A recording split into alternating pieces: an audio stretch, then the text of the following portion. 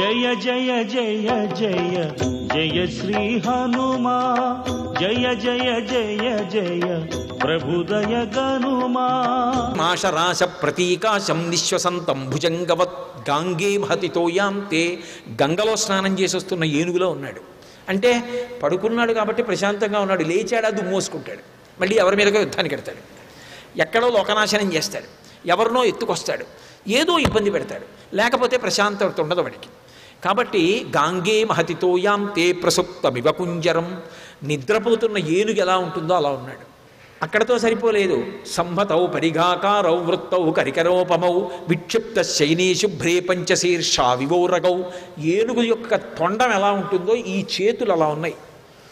ఈ వేళ్ళు చివర చూస్తే ఏదో చెయ్యిలా పెట్టుకుని నిద్రపోతున్నట్టు లేడు.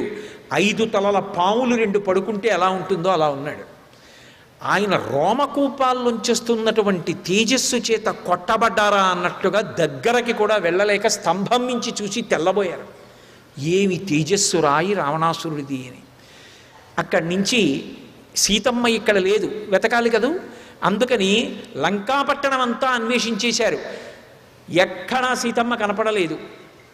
నిస్పృహ కలిగి అనుకున్నారు, అనిర్వేద శ్రియోమూలం అనిర్వేద పరం సుఖం అనిర్వేదో హి సర్వం సర్వార్థేషు ప్రవర్తక కరోతి సఫలం జన్మో కర్మయత్తత్ కరోతి సహ తస్మాత్ అనిర్వేద కృతం యత్నం చేష్టేహముత్తమం. అందుకు చదువుతారు సుందరకాండ. మనిషి ఎప్పుడైనా సరే నిర్వేదాన్ని పొందాడా, దుఃఖాన్ని పొందాడా, శోకాన్ని పొందాడా, దాన్ని మించిన శత్రువు లేదు, ఆలోచన కూడా రాదు. మనిషి ఉత్సాహాన్ని పుంజుకొని సమస్య వచ్చినప్పుడు ఆలోచించాలి. అనిర్వేద శ్రియోమూలం, లక్ష్మి ఏర్పడడానికి కారణం శోకాన్ని విడిచిపెట్టడమే. అనిర్వేద పరం సుఖం అనిర్వేదోహి సతతం సర్వార్థేషు ప్రవర్తక. అనిర్వేదము శోకాన్ని విడిచిపెట్టడమే సమస్తమైనటువంటి సుఖములను చేకూరుస్తుంది. కాబట్టి కరోతి సఫలం జన్మో కర్మయత్తత్ కరోతి సహ తస్మాత్ అనిర్వేద కృతం యత్నం చేష్టేహముత్తమం. ఉత్సాహం పుంజుకుంటానన్నారు. మళ్ళీ లంకాపట్టణం అంతా తిరిగి వచ్చారు. చతురంగళమాత్రోపి నావకాశస్య విద్యతే రావణంతఃపురే తస్మిన్ యంకపిర్నజగాయ సహ. 4 అంగుళాలు విడిచిపెట్టకుండా లంకాపట్టణం అంతా వెతికేశానే. ఓ, నాకు అర్థమైంది. మళ్ళీ వెంటనే అన్నారు, మనోహిహేతు సర్వేషామింద్రియాణం ప్రవర్తనే శుభాశుభా స్వవస్థాసు తచ్చమే సువ్యవస్థితం. తప్పిపోయింది ఆడది. ఆడవాళ్ళలో కాకపోతే ఎక్కడ వెతుకుతాను? సీతమ్మ కాదన్నాను, బయటకు వచ్చాను, నాకు దోషం లేదు, నా మనసు ప్రతిస్పందించలేదు కాబట్టి నాకు దోషం అంటలేదు అన్నారు. కానీ సీతమ్మ కనపడలేదు. విపరీతమైన దుఃఖం పొందారు.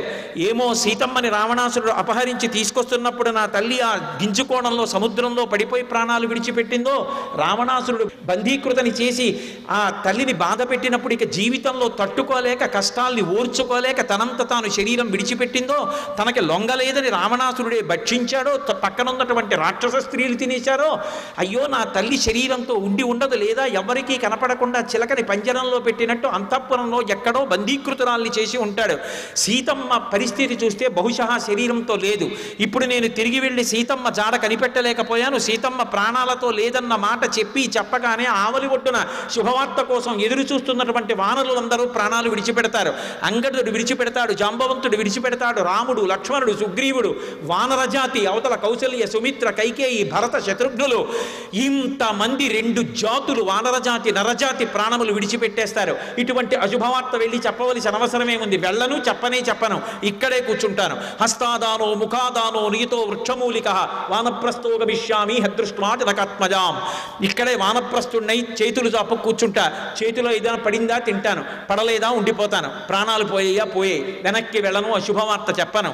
శోక వచ్చిన వాడు లొంగిపోతారని చెప్పినటువంటి హనుమకే శోకం వస్తే ఏకంగా తన విషయం కాదు, 2 జాతులే మరణిస్తాయని తీర్మానం చేసి పారేశారు.